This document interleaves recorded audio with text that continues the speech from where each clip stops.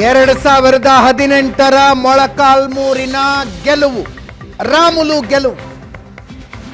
ಅದಕ್ಕೆ ಕಾರಣಕರ್ತರು ಯಾರು ಅನ್ನೋ ವಿಷಯ ಕೂಡ ಇವತ್ತಿನ ಇಬ್ಬರ ಪತ್ರಿಕಾಗೋಷ್ಠಿಗಳಲ್ಲಿ ಚರ್ಚೆಗೆ ಬಂತು. ಬಳ್ಳಾರಿ ಗ್ರಾಮೀಣ ವಿಧಾನಸಭಾ ಕ್ಷೇತ್ರದಲ್ಲಿ ಸೋತು ಬಿಡ್ತೀನಿ ಅನ್ನೋ ಭಯಕ್ಕೆ ರಾಮುಲು ಮೊಳಕಾಲ್ಮೂರಿಗೆ ಹೋಗಿದ್ರು.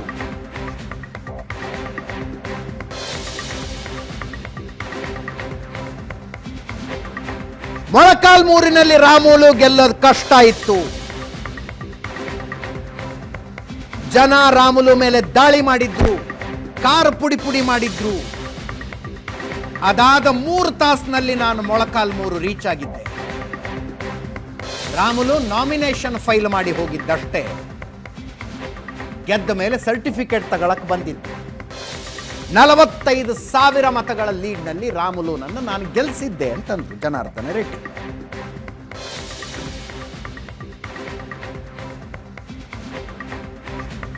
ಅದಕ್ಕೆ ರಾಮುಲು ನನ್ನ ಕೆಪಾಸಿಟಿ ನೋಡಿ ಪಕ್ಷ ಟಿಕೆಟ್ ಕೊಟ್ಟಿತ್ತು. 6 ಕ್ಷೇತ್ರಗಳಲ್ಲಿ, ಚಿತ್ರದುರ್ಗ ಜಿಲ್ಲೆ 6 ಕ್ಷೇತ್ರಗಳಲ್ಲಿ ಬಿಜೆಪಿ ಗೆದ್ದಿತ್ತವಾಗ. ರಾಮುಲು ಪ್ರಭಾವಿ ಕ್ಯಾಂಡಿಡೇಟು ಅಂತ ಅಮಿತ್ ಶಾ ಹೇಳಿದ್ದಾರೆ. ಯಾರು ಯಾರನ್ನ ಬೆಳೆಸೋದಕ್ಕಾಗೋದಿಲ್ಲ. ಶ್ರೀರಾಮುಲು ತಿರುಗೇಟು ಕೇಳಿಸ್ಕೊಳ್ಳಿ. 2018ರಲ್ಲಿ ಬಳ್ಳಾರಿ ಗ್ರಾಮೀಣದಲ್ಲಿ ಸೋಲ್ತೀನಿ ಅನ್ನೋ ಭಯದಲ್ಲಿ ಮೊಳಕಾಲ್ಮೂರು ಕಾನ್ಸ್ಟಿಟ್ಯೂನ್ಸಿನ ಶ್ರೀರಾಮುಲು ಅವರು ಸೆಲೆಕ್ಟ್ ಮಾಡಿಕೊಂಡಾಗ, ಯಾಕೆಂದರೆ ನಾನು ಬಳ್ಳಾರಿ ಜಿಲ್ಲೆಗೆ ಹೋಗೋಂಗಿಲ್ಲ, ಆದರೆ ನಾನು ಪಾರ್ಟಿಯಲ್ಲಿ ಇರದೇ ಇರುವಂಥ ಸಂದರ್ಭ, ಮತ್ತು ನಿಮಗೆಲ್ಲ ಆ ಸಂದರ್ಭದಲ್ಲಿ ನನ್ನ ಪಾರ್ಟಿಯಲ್ಲಿ ಇನ್ವಾಲ್ವ್ ಮಾಡ್ಕೊಳ್ಳೋದಕ್ಕೆ ಆಗಲಿಲ್ಲ. ತಿಪ್ಪೇಸ್ವಾಮಿ ಅನ್ನುವಂಥ ಒಬ್ಬ ವ್ಯಕ್ತಿ ಆಲ್ರೆಡಿ ಸಿಟ್ಟಿಂಗ್ MLA ಆಗಿದ್ದಂಥವ್ರು ತನಗೆ BJP ಟಿಕೆಟ್ ಮಿಸ್ ಮಾಡಿ ಶ್ರೀರಾಮುಲು ಇಲ್ಲಿಗೆ ಬಂದು ಕಂಟೆಸ್ಟ್ ಮಾಡ್ತಾ ಇದ್ದಾರೆ ಅಂತೇಳಿ ಚಪ್ಪಲಿಗಳು, ಕಲ್ಲು, ಪೊರಿಕೆ ಎಷ್ಟೆಲ್ಲ ಇದ್ದಾವೆ ಅಷ್ಟೆಲ್ಲ ತಗೊಂಡು ಅವ್ರ ಮೇಲೆ ದಾಳಿ ಮಾಡಿದಾಗ 300 ಮಂದಿ ಪೊಲೀಸರಿದ್ದರೂ ಕೂಡ ರಕ್ಷಣೆ ಮಾಡಲಿಕ್ಕೆ ಆಗಲಿಲ್ಲ. ಇವ್ರ ಕಾರೆಲ್ಲ ಪುಡಿ ಪುಡಿ ಮಾಡಿ ಅದು ನೋಡಿದ ತಕ್ಷಣ ನನಗೆ ತಡ್ಕೊಳ್ಳೋಕೆ ಆಗಲಿಲ್ಲ. ಮ್ಯಾಕ್ಸಿಮಮ್ ಒಂದು 3 ತಾಸಲ್ಲಿ ನಾನು ಹೋಗಿ ಅದೇ ಮೊಳಕಾಲ್ಮೂರಿಗೆ ನಾನು ರೀಚ್ ಆದೆ. ನಾನು ರೀಚ್ ಆಗಿ ಅವನಿಗೋಸ್ಕರ ನಾನು ಏನು ಪ್ರಚಾರ ಮಾಡಿ ಕೇವಲ ನಾಮಿನೇಷನ್ ಹಾಕಿ ಹೋದಷ್ಟೆ.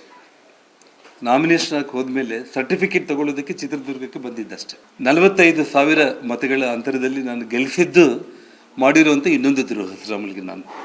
ಅಂದರೆ ಏನಿಲ್ಲಾರ್ದಂತೆ ಈತ ಬಂದು ಅಲ್ಲಿ ಎಲೆಕ್ಷನ್ ಮಾಡಿದ ತಕ್ಷಣವೇ ಮ್ಯಾಜಿಕ್ ಮಾಡಿ 45,000 ಓಟ್ ಗೆಲ್ಲಿಸ್ಬಿಟ್ರೆ ಅಂದ ತಕ್ಷಣ ಪಾರ್ಟಿ ಇದನ್ನು ನೋಡಿ ನನಗೆ ಮೊಳಕಾಲ್ಮೂರು ಟಿಕೆಟ್ ಕೊಟ್ಬಿಡ್ತದೆ. ರಾಮುಲು ಕ್ರೆಡಿಬಿಲಿಟಿ ಇಲ್ಲಾರ್ದಂತೆ, ಜನಪ್ರಿಯ ನಾಯಕರಲ್ಲಾರ್ದಂತೆ ಪಾರ್ಟಿ ಎರಡೆರಡು ಕಡೆ ಅವಕಾಶವನ್ನು ಮಾಡಿಕೊಡುತ್ತಾನೆ. 2018ರಲ್ಲಿ ರಾಮುಲು ಹೋಗಿ ಅಲ್ಲಿ ನಿಂತಿಗೋಸ್ಕರವಾಗಿ 6 ವಿಧಾನಸಭಾ ಕ್ಷೇತ್ರ ಗೆದ್ದಿವಿ.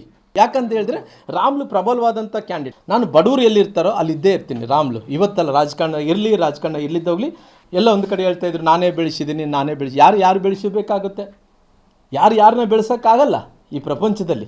ಅವರ ಹಣೆ ವಾರದಲ್ಲಿ ಇರಬೇಕು, ಯಾರು ಬೆಳೆಸ್ಬೇಕು, ಯಾರು ಬೆಳೆಸ್ಕೊಳಕ್ಕಾಗಲ್ಲ ಅಂದೇಳಿ. ನನ್ನ ಕ್ರಿಮಿನಲ್ ಅಂದು ಬಿಂಬಿಸೋದು ಇಲ್ಲ, ನಾನು ಭಾಳ ಪ್ರಾಮಾಣಿಕ ಅಂತ ಏನು ಹೇಳ್ತಾ ಇದ್ದಾರೋ, ನನ್ನ ಹತ್ರ ದಾಖಲಾತಿ ಇದಾವೆ. ಅವ್ರು ಏನೇನು ಕೃತ್ಯಗಳು ಮಾಡಿದಾರೋ ಎಲ್ಲ ಕೃತ್ಯಗಳದ್ದೇ ದಾಖಲಾತಿ ಇದಾವೆ. ದಾಖಲಾತಿ ಹಿಡ್ಕೊಂಡು ಮಾತಾಡ್ತೀನಿ.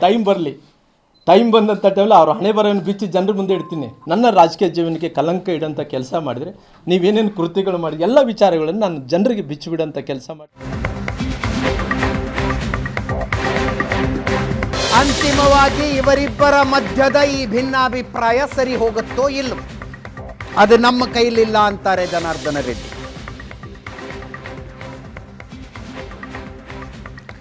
ದ್ವೇಷ ಮುಂದುವರಿಯುತ್ತೆ, ಪಕ್ಷ ಹೇಳಿದ್ರು ಒಟ್ಟಾಗಿ ಕೆಲಸ ಮಾಡ್ತೀವಿ ಅಂತ ರಾಮುಲು ಹೇಳಿದ್ರು.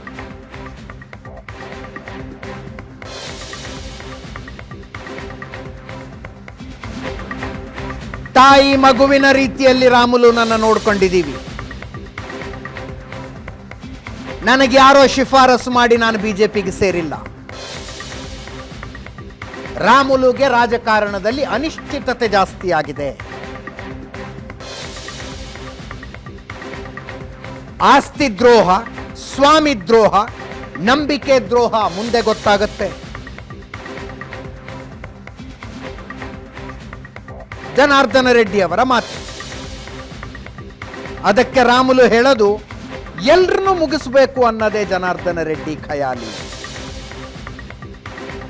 ಕೂಡ್ಲಿಗಿ ವಿಧಾನಸಭಾ ಕ್ಷೇತ್ರದಲ್ಲೇ ನಾನು ಮುಂದುವರಿತೀನಿ ಅಂತ. ಅದನ್ನೊಂದ್ಸಲ ಕೇಳಿಸ್ಕ. ಈ 14 ವರ್ಷದಲ್ಲಿ ಅವರು ತುಂಬ ಮೈ ಮೇಲೆ ಹೇಳ್ಕೊಂಡಿದ್ದಾರೆ ಭಾಳ ವಿಚಾರಗಳು. ನಿಮಗೆ ಎಕ್ಸಾಂಪಲ್ಸ್ ಭಾಳ ಇದೆ, ಅದನ್ನು ನಾನು ಸಮಯ ಬಂದಾಗ ನಾನು ಹೇಳ್ತೀನಿ. ನಾನು ಏಜೆನ್ಸಿಗಳೇನಾದರೂ ಇನ್ವೆಸ್ಟಿಗೇಷನ್ ಮಾಡೋದಕ್ಕೆ ಬಂದರೆ ವರ್ಷಗಳು ಕೂಡ ಸಾಲಲ್ಲ, ಅಷ್ಟು ಮೈ ಮೇಲೆ ಹೇಳ್ಕೊಂಡಿದ್ದಾರೆ. ನಮ್ಮ ವಿಚಾರದಲ್ಲಿ ಇವತ್ತು ಆಸ್ತಿ ದ್ರೋಹಗಳು ಮಾಡಿದಾರ, ಅಥವಾ ನಂಬಿಕೆ ದ್ರೋಹ ಮಾಡಿದಾನ, ಸ್ವಾಮಿ ದ್ರೋಹ ಮಾಡಿದಾನ, ಅಥವಾ ವಿಶ್ವಾಸ ದ್ರೋಹ ಮಾಡಿದ್ದಾರೆ, ಇದೆಲ್ಲವುದನ್ನು ಕೂಡ ನಾನು ಈ ಸಮಯದಲ್ಲಿ ಏನು ಮಾತಾಡಲಿಕ್ಕೆ ನಾನು ಹೋಗಲ್ಲ. ನೋಡಿ, 1000% ಮನುಷ್ಯ ತನ್ನ ತಪ್ಪು ತಾನು ತಿಳ್ಕೊಂಡು ದೇವ್ರ ಮುಂದೆ ಕ್ಷಮೆ ಕೇಳ್ಕೊಂಡು ಇವತ್ತು ಪಾರ್ಟಿ ನಾಯಕರುಗಳು ಇನ್ನೊಂದು ಅವ್ರು ಏನು ಹೇಳ್ದೆ ಹೋದ್ರು ಕೂಡ ಪಾರ್ಟಿ ತನಗೋಸ್ಕರ ಕೆಲಸ ಮಾಡುವಂತಂದ್ರು ಕೂಡ ನಾನು ಇವತ್ತು ಕೆಲಸ ಮಾಡ್ತೀನಿ. ನಿಮ್ಮ ಸ್ನೇಹ ಹಾಗೆ ಮುಂದುವರಿತದ ಇಲ್ವಾ? ಯಾಕಂದ್ರೆ ಮೇಜರ್ ಪ್ರಶ್ನೆ ನೀವೇನು ಚಿಂತೆ ಮಾಡ್ಲಿಕ್ಕೆ ಹೋಗ್ಬೇಡಿ. ಏನು ಯಾವ್ದು ನಿಮ್ಮ ಕೈಲಿ ನನ್ನ ಕೈಲಿ ಇಲ್ಲ. ಸರ್, ನಾನು ಅಷ್ಟು ದೊಡ್ಡ ಭವಿಷ್ಯ ಹೇಳೋಂಥ ವ್ಯಕ್ತಿ ನಾನಲ್ಲ. ಒಂದು ಸರಿ ಮನಸ್ಸುಗಳು ಮುರಿದೋದ್ಮೇಲೆ ಕೂಡೋದು ಕಷ್ಟ ಅಂದ್ಕೊಂಡಿನಪ್ಪ.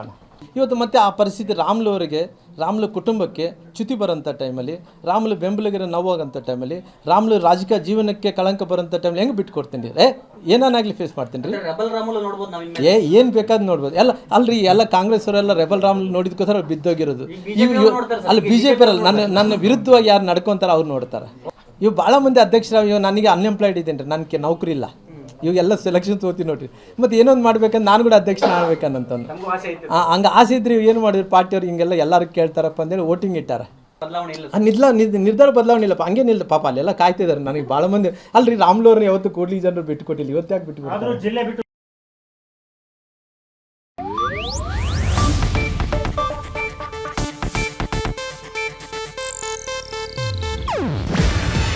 ಇದು ಏಷ್ಯಾನೆಟ್ ನ್ಯೂಸ್ ನೆಟ್ವರ್ಕ್ ಪ್ರಸ್ತುತಿ.